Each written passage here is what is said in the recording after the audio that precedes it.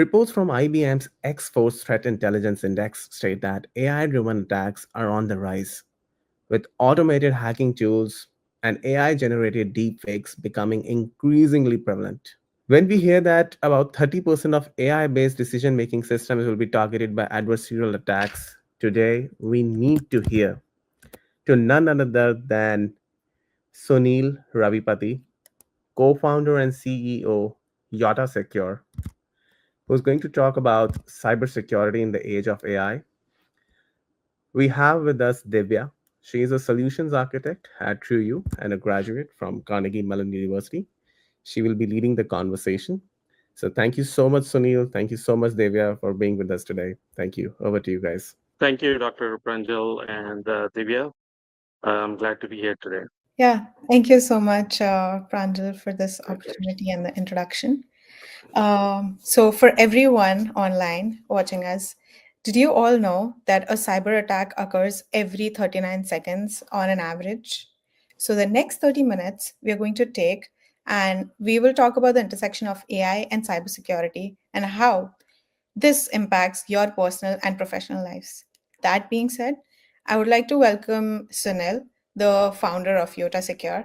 And can you please take us through your journey and tell us, just brief us about what Yota Secure does?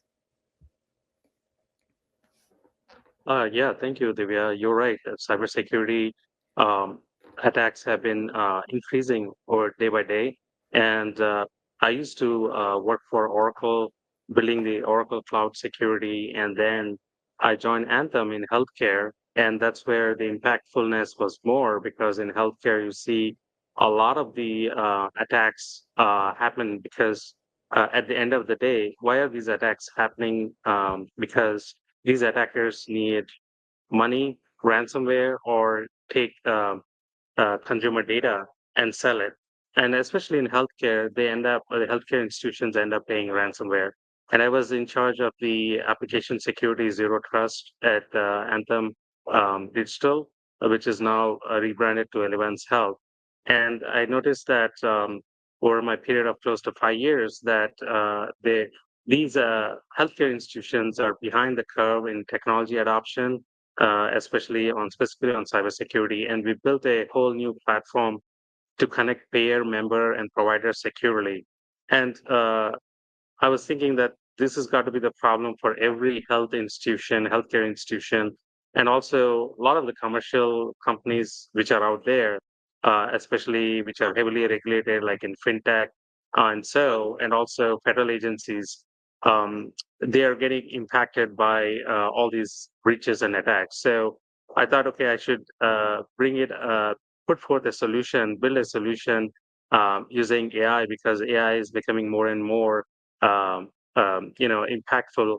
And that's when I joined FedTech, which is a Department of Homeland Security startup studio program last year. And through the whole program, we go through meeting various people, various backgrounds, is to do a customer discovery and product market fit. And we were looking at detecting vulnerabilities at scale.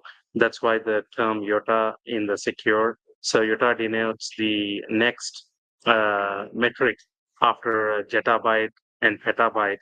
So that is, we identify vulnerabilities in scale. And we use AI to detect vulnerabilities and give real-time context. Based on context aware, we create a model which would essentially create a risk metric. And we not only detect vulnerabilities, but we also patch these vulnerabilities in cloud runtime environments. So that's how Yota Secure came out because I was experiencing these vulnerabilities, working with these vulnerabilities in healthcare organization. And we now partnered with few companies and also looked at various, we have onboarded a customer, and also we are working with federal agencies, US federal agencies and health institutions to basically give a AI-based vulnerability management solution. Okay. Awesome. So nice to know so much more about Yota Secure. So moving on, we are all talking about the buzzword AI, as much as we all love it, and AI has been an enabler, positively impacting most of our lives, I think AI has also been helping the cyber criminals to create automated attacks, create sophisticated phishing attacks, and bypass traditional security methods and more. Sunil, what's your take on this, and how are attackers using AI, in your Oh opinion? yeah, Divya. So that's a great question because like how every business and people are adopting AI. I mean, behind the attackers, there's a human involved, and they're also using AI to steal information and use AI to create messaging and content which looks real and send emails and do phishing attacks. So essentially, the humans fall trap to, nicely written emails which come into their inbox and click on links and go to websites which look very similar to, like, say, your banking institution, right? And if you go to ChatGPT and Google and type in your name, ChatGPT would essentially search the web and give out a lot of information, outside the Google search. So a lot of this information would be useful for attackers, and it's like a bad AI versus good AI. So these attackers are using AI to do bad things, and of course there is a companies like ours which use AI to do good things to essentially identify these attackers and stop them before they can do further damage. And we see that it's increasing, especially social media, because everyone's on social media applications and AI chatbots are increasingly targeting Gen Z and users to essentially send messages and also send, like, say, people who are trying to sell things on platforms. So you never know who's behind that, the other side. It could be an AI chatbot essentially trying to get a credit card number to make money out of it or steal your information and my information to do identity fraud. And identity fraud is a big thing where uh, millions of people all around the world have lost their credit cards or identity to these identity fraud scams. And we see that increasingly startups, not only ours, but other startups, academic institutions, and also industry, like the federal agencies are collaborating to bring forth technologies to, identify deep fakes and also identify phishing scams. I mean, you see AI being used in various ways to detect this scams and fraudulent as well as a fake websites and fake emails and fake audio and video. Yeah, I totally agree with you. Like, I think in this era, are you truly digitally safe, or are you truly safe in this digital age, or are you just one click away from a cyber disaster? And what are the different security measures? Like, do you have any favorite security measures that you want to talk us through? Oh yeah, absolutely. I wouldn't 100% say that we are digitally safe. We are always one click away because we are in a very connected world today. Your phone, your cell phone, or your laptop uh, disconnected from the internet is becoming like more and more like a brick that is there is nothing to do, right? So everything is connected and online, and a lot of the Gen Z, they do collaborate online, and even enterprises, right? They have Slack and other collaborations teams. They collaborate online, and definitely I see the various tools and mechanisms you can safeguard yourself from the traditional. You're using a browser to log in to an application. Make sure that your browser security settings are on, and as well as just accept the necessary cookies, not all the cookies, and clean up your browser and also your webcam. So make sure that you close your webcam. Don't keep the webcam on when you are not in front of the computer. So simple precautionary things like this, and also for social media accounts, make sure change your password on a regular basis, as well as don't trust incoming requests. Just verify who's the source. Like if there's a friend who's connecting to you, even in your college or work, just to make sure that is that the person who sent the request is the same person. So trust and verify the source. So I think the verification of the source is always key in making sure that a lot of the cyber attacks are and impersonification are prevented.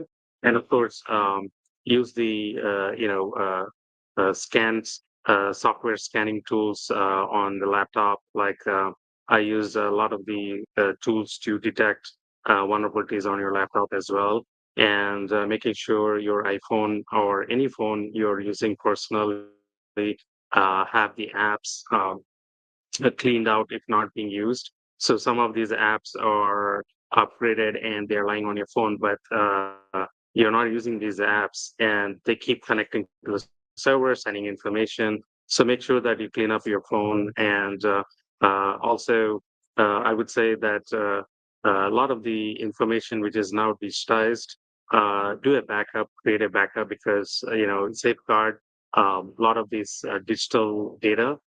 So if any outages or anything happens, you lose your digital data. It's hard to restore it back unless you have a backup. So keeping a backup, even if the companies which got affected by cyber attacks, you still have your data safeguarded someplace. Nice. I think I really like a lot of your points, especially about like the security settings and the social media we're using. I want to share like one or two of my favorite security methods. Sure. That obviously the first one that you already mentioned is using strong passwords. And one thing that I recently read on a blog was about personalized and custom coded passwords.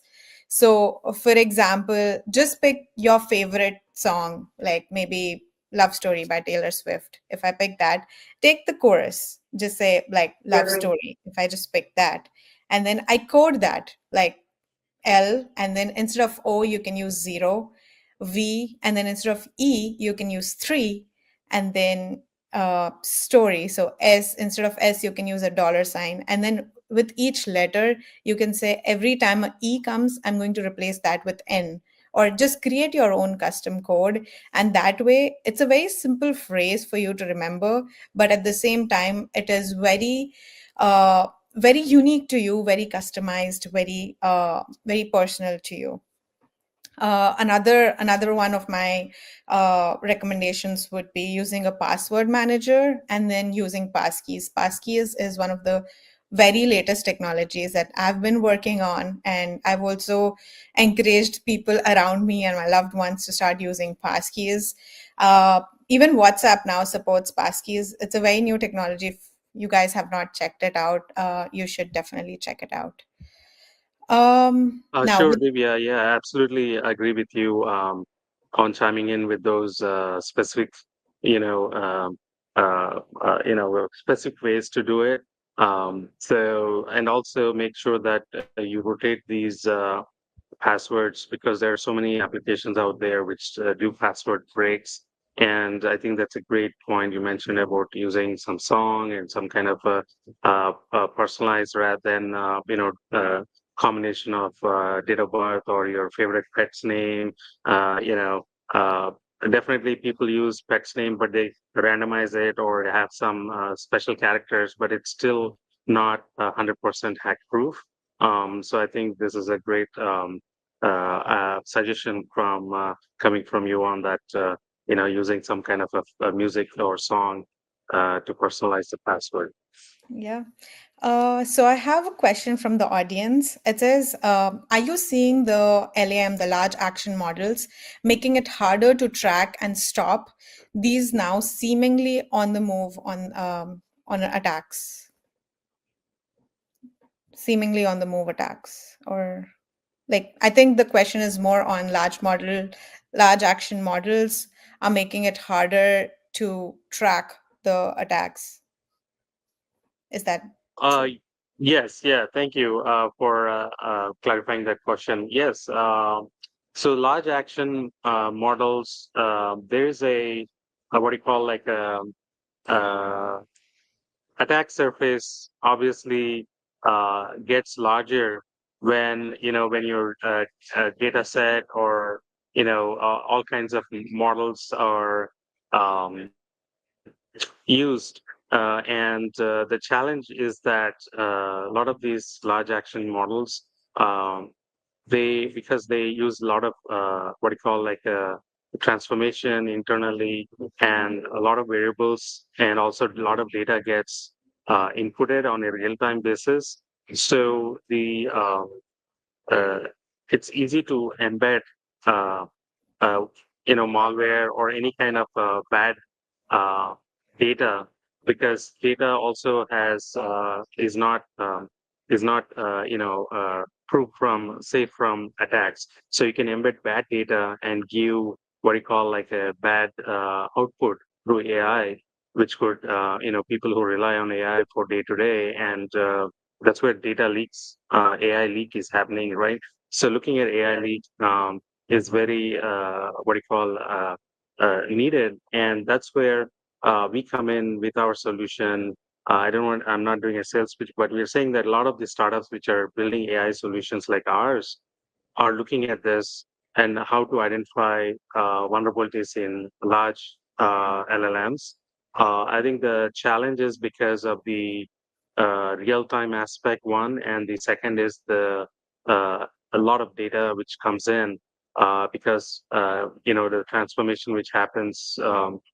The transformation models, they use data sets and they put it in through their model, which gets at various phases of the model, the data gets transformed. And so it's a hard problem for security companies to solve it, but at the same time there are solutions which are coming out to identify those aspects. And also the that's where the AI trust and safety is also coming into um, picture, with the academic institutions, collaborating with academic institutions as well as with industry and federal agencies. Sure. Amazing session, Sunil. Thank you so much, Devya. Sunil, I'm really curious to know about some questions that people have been asking me, that if I am a Gen Z and I want to build a startup in the field of cybersecurity and AI, what will be the three tips you will tell me to do and three mistakes you will want me to avoid? Yes. So essentially, if you're Gen Z, you should personally look at, you're using your mobile device, you're using several applications, and you have to see how secure are these applications. Like if you take your favorite app, like say, for example, Snapchat or Instagram, right? And you get so many requests, friend requests, and sometimes the pictures you can't identify because people are using pictures from a few years ago, from their middle school or elementary school days in their high school or college. So there's all this uh, morphing of images also happening, and people are trying to reach out on these social media. So yeah, always have to verify and trust the source, and that should be a question and also interesting to whoever is interested to work in this or learn more about cybersecurity, as how secure are these applications they're using on a day-to-day basis, right? And I think that that could bring up, it's like the house key to your house. Say you have a key, a digital key or a physical key to get into your house. The same way, when you're connected to the internet, how secure the applications are. So you have to think from there. And I think many students I meet, in fact, we work with academic institutions locally where I'm based in California. And we have students who are part of our internship program, and they get very fascinated and interested from that very simple point of view that they're using applications and how secure they are. And also, uh, the mistakes to avoid is the three things is to essentially One is obviously not to trust everything they see and hear. They have to verify the source. And the second is not to look at all the all the applications and cyber what do you call, like a insights which are coming out.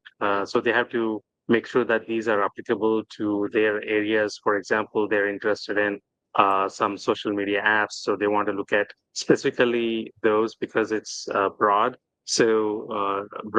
subject. So they want to look at a vertical subject where they are more focused on, let it be in healthcare, let it be in fintech, or let it be in their social media applications, so that they can learn specific aspects of cybersecurity and grow from there, rather than getting inundated with so much information. So it's an information load. So to avoid that kind of information load in cybersecurity, I would advise them to pick on a one specific aspect. Let it be encryption, or let it be AI safety or AI trust, and go from there. And the third aspect is essentially connect with the network and kind of attend events, meetups in cybersecurity to learn more in this space. Especially a lot of innovation is happening in cybersecurity from academic institutions and federal agencies, as well as industry, and attend events like World Forum to learn more about from the speakers who are talking about exciting things today. That's I hope that interesting. answers your question, Pranjal. Yeah, amazing, amazing. So one of the things that a curious uh, uh, person would ask you, can you tell us some insider secrets or insider stories about the vulnerabilities in our mobile devices or our laptop devices that we don't know and they are very much there? Yeah. So even I am, like, day in, day out, I'm very skeptical about, the software I'm using, the vulnerabilities. Like, for example, if you're a Microsoft laptop. Microsoft is always the Windows, software is always getting, upgrades every day. So I would say that you have to make sure that you're making sure that you have auto update on, and get updates so that you are on the latest and greatest, because they're doing a lot of research and trying to fix all the vulnerabilities which happen in Windows software, and also on your browser, because a browser is a more and more like a gateway into this internet connected world. I would say browser settings also have to be looked for and prevent what you call, like, pop-ups, ads. You can set up all these what do you call, like a safe scan, go incognito mode to access any kind of information, so that your data is not getting stolen, or you don't leave data crumbs when you go from site to site. So that's one in a browser. And the third thing is, especially run security scans on a regular basis on your laptop to detect vulnerabilities. And some of the any favorite anti-malware or antivirus software you have on your system. And also mobile devices also have like Bitdefender and other softwares you should download and scan your phone for any malware which is out there. So since increasing your phone is becoming the laptop with all applications and devices, all applications and connected to the network. Right. One of the questions our audience has asked us that please tell us something about shadow AI that was discussed in the keynote address. Yeah. So essentially, when you talk about anything which is behind the scenes, like shadow AI, it's essentially operating without any oversight or regulation. And it could be dangerous because there is no regulatory and compliance, as well as there is no accurate information to verify. So there's a term called hallucinations for that. So essentially, AI could be giving information which is not real, and inaccurate. And also, some examples could be like you can use your favorite GPT to automate some tasks, or the AI chatbots to generate answers to customer inquiries. To some of the standard customer inquiries, I would say they're still okay, but you risk losing your customer if you're using chatbots to send messages which require a human in the loop to answer those. Um, so businesses have to be careful in using shadow AI where there is no oversight, and there is work which is going on from obviously from the government and academic institutions to how to regulate or audit um, AI usage, right? And also set some boundaries on how um, AI should be used in industries, specifically like I was in healthcare. And when I was at Elevance Health, which is formerly Anthem, we looked at ChatGPT, and we said we can't use ChatGPT. And in fact, ChatGPT was blocked internally, and only a very subset of the users were given permission to look at R&D. The reason being that uh, heavily regulated industry like healthcare, if if patient data gets onto the internet, it violates PHI, PII regulatory standards, as well as um, there could be a bias in any kind of what do you call like a, uh, um, diagnosis from the AI application. So how do you identify bias from an AI application, and how do you also identify, make sure that these applications are safe and secure? So we decided to build our own called eGPT. So a lot of companies are doing the same thing, especially who are in highly regulated industries. They would like to build their own GPT because of these reasons, because of the shadow AI capabilities.